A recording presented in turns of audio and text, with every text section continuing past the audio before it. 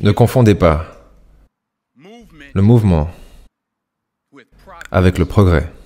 Dans cette vidéo, Denzel Washington va partager 3 histoires avec nous et c'est ces 3 histoires qui l'ont mené là où il est aujourd'hui.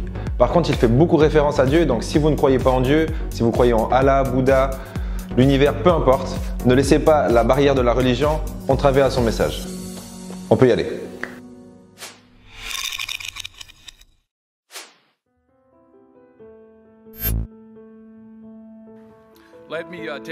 Laissez-moi profiter de ce moment pour féliciter chacun d'entre vous chaleureusement aujourd'hui. Vous êtes diplômés. Vous l'avez fait. Vous avez réussi. Félicitations à vous. Et en plus, vous l'avez fait par vous-même. Personne ne vous a aidé. Non, ce n'est pas vrai. Vous savez, c'est ce que je pensais quand j'étais jeune et que je commençais à réussir en tant qu'acteur.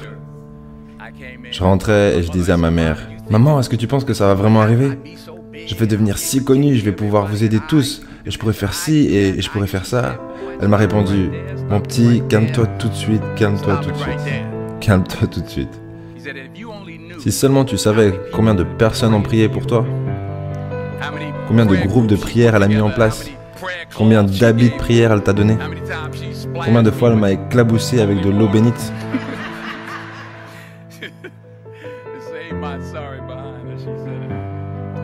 Et elle m'a dit, « Ah, tu as tout fait toi-même, alors je vais te dire ce que tu vas pouvoir faire par toi-même. Tu peux sortir, prendre une pâte et nettoyer les vitres par toi-même. » Superstar. Donc, je vous dis tout ça parce que je veux féliciter tous les parents et amis, et la famille, et les tantes et les oncles, les grands-mères, les grands-pères, et les profs, les amis et les ennemis. Toutes les personnes qui vous ont aidé à être qui vous êtes aujourd'hui. Félicitations à vous tous. Je vais raconter 2-3 histoires, mais ça sera très court.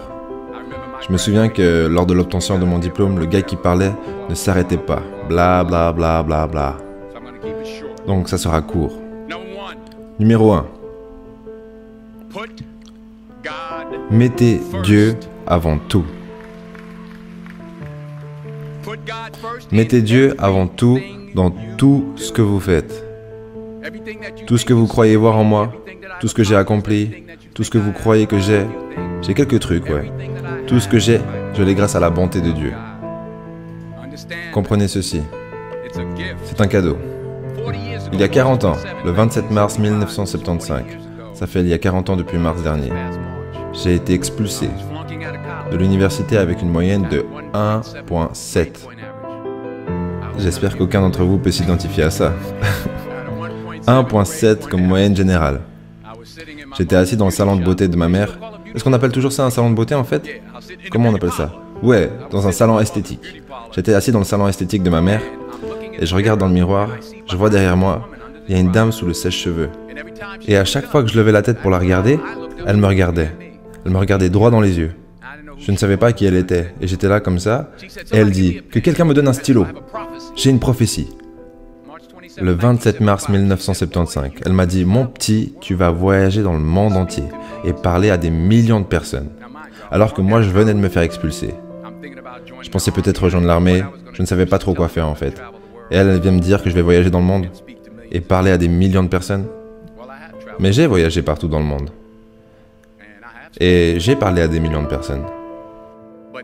Mais ce n'est pas la chose la plus importante que j'ai eue en termes de succès. La chose la plus importante, c'est que ce qu'elle m'a dit est resté dans ma tête depuis ce jour-là. J'ai été protégé, j'ai été dirigé et j'ai été corrigé. J'ai gardé Dieu dans ma vie et il m'a gardé humble. Je ne suis pas resté tout le temps avec lui, mais il est toujours resté avec moi. Donc restez avec lui, dans tout ce que vous faites. Si vous pensez que vous voulez faire ce que vous pensez que j'ai fait, alors faites ce que j'ai fait. Et restez avec Dieu. En tant qu'être humain, on a un héritage biologique, ou plutôt neurolinguistique, qui fait qu'on apprend mieux et qu'on se souvient des choses à travers les histoires. D'ailleurs, je dirais même qu'on vit notre vie et on va de l'avant dans la vie à travers l'histoire qu'on se raconte au quotidien.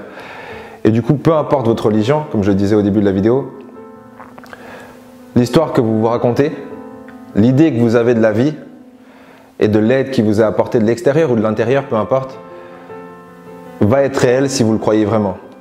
Et ce qu'on peut prendre ce qu'on peut tirer de ce que Denzel Washington vient de nous dire, c'est simplement que on va forcément croire en quelque chose. Et croyez en quelque chose qui est plus grand que vous, peu importe ce que c'est en fin de compte. Pourquoi? Parce que un squelette avec un petit peu de chair, bah, ça ne tient pas. Pas très longtemps déjà, et il y a des intempéries, et pendant ces moments difficiles, de pouvoir faire référence et demander de l'aide à quelque chose qui est plus grand que vous, à une idée qui est plus grande que vous, sera sûrement l'élément qui vous permet de continuer. Numéro 2. Échouer grand. C'est exact. Échouer grand. Aujourd'hui, c'est le début du reste de votre vie. Et ça peut être effrayant. C'est un nouveau monde. C'est un méchant monde. Mais vous ne vivez qu'une fois. Donc faites ce qui vous passionne. Prenez des risques. Professionnellement, bien sûr. N'ayez pas peur d'échouer. Il y avait un vieux test de QI où il y avait 9 points. Et il fallait tirer un trait en passant par ces 9 points sans lever le stylo. La seule façon de le faire était de sortir de la boîte. Donc n'ayez pas peur de sortir de la boîte.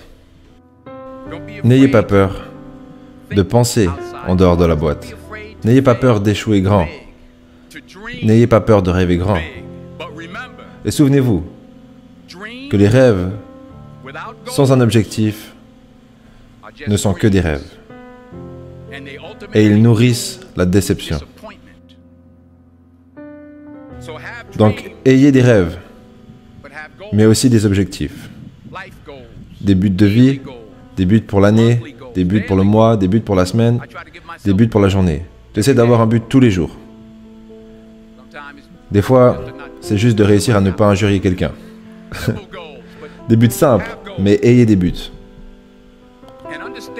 Et comprenez que pour accomplir ces buts, vous devez appliquer de la discipline et de la consistance. Pour atteindre vos objectifs, vous devez appliquer de la discipline, ce que vous avez déjà fait, et de la consistance. Tous les jours, pas uniquement le mardi en manquant d'autres jours. Vous devez y travailler. Vous devez planifier tous les jours. Vous connaissez cette citation qui dit « Nous ne planifions pas pour échouer, nous échouons à planifier. » Travailler dur, ça fonctionne. Travailler dur, c'est ce que les gens qui ont du succès font. Et dans ce monde, des messages et des tweets dans lequel vous vivez, souvenez-vous que ce n'est pas parce que vous faites beaucoup plus de choses que vous accomplissez plus de choses. Souvenez-vous de ça. Le fait de faire beaucoup plus ne veut pas dire que vous accomplissez beaucoup plus. Ne confondez pas le mouvement avec le progrès. Ma mère me disait, tu peux courir sur place tout ce que tu veux et arriver nulle part.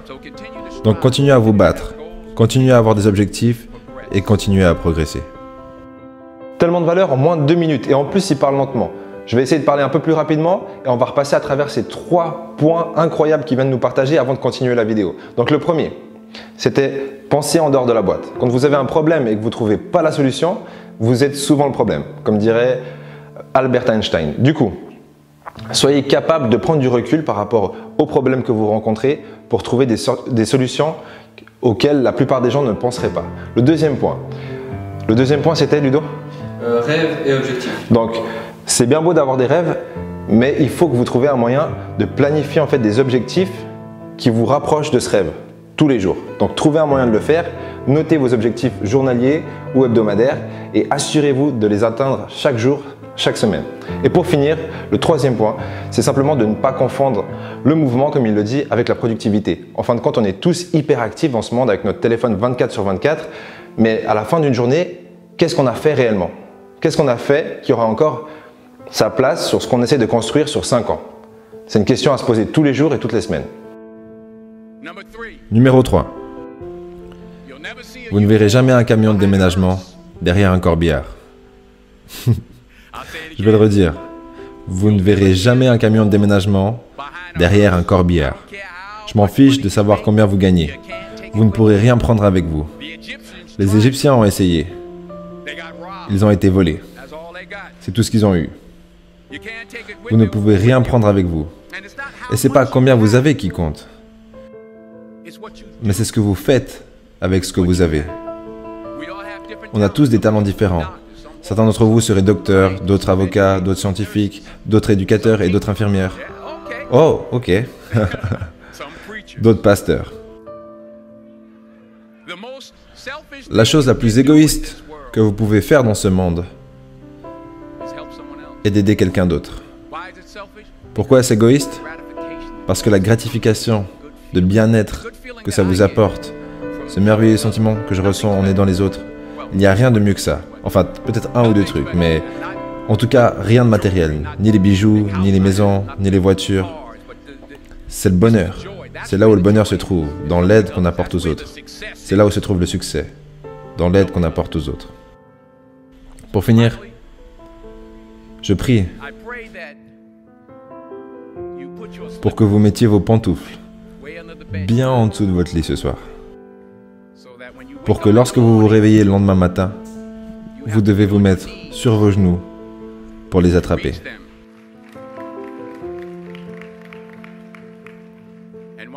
Et quand vous serez là en bas, dites merci.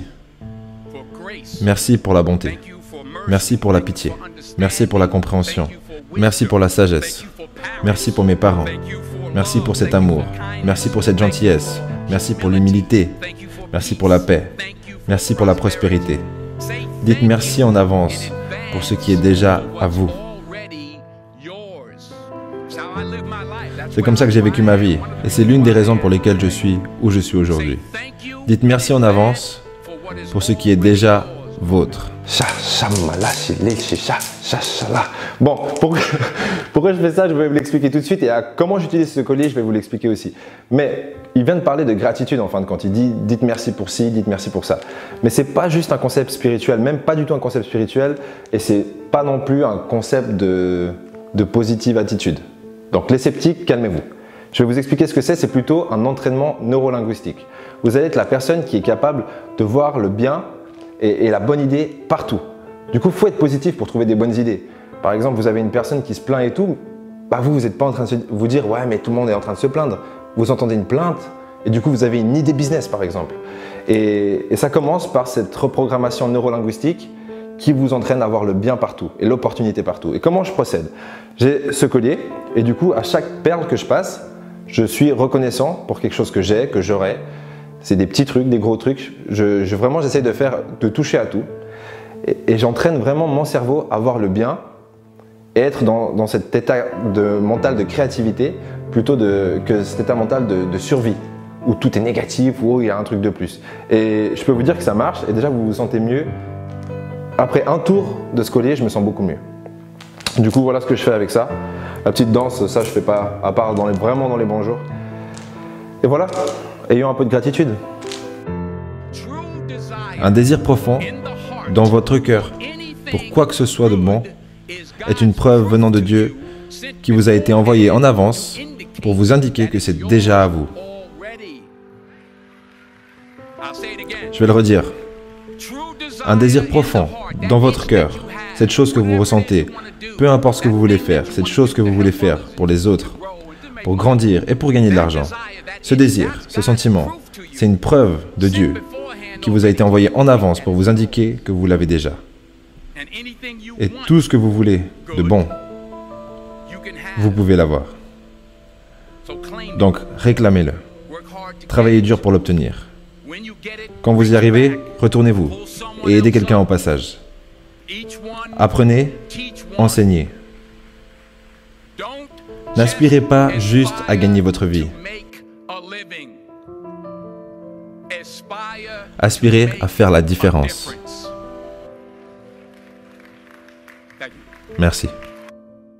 Peu importe d'où vous venez et peu importe votre religion, j'espère que cette vidéo vous aura motivé à faire une différence. Pour vous, pour votre entourage et tous ceux que vous côtoierez dans votre vie. Putain, c'est beau ce que je viens de dire. Du coup, sur ce, cliquez sur le lien qui se trouve dans la description pour avoir le livre Motivation, kit de survie, tuer le confort, votre vie en dépend. Et on va sans plus attendre découvrir le prochain épisode. Mais avant ça, est-ce que tu as liké cette vidéo? Oui ou non? Non? Oui? Bon, prochain épisode. Ma troisième règle est ignorer les haters.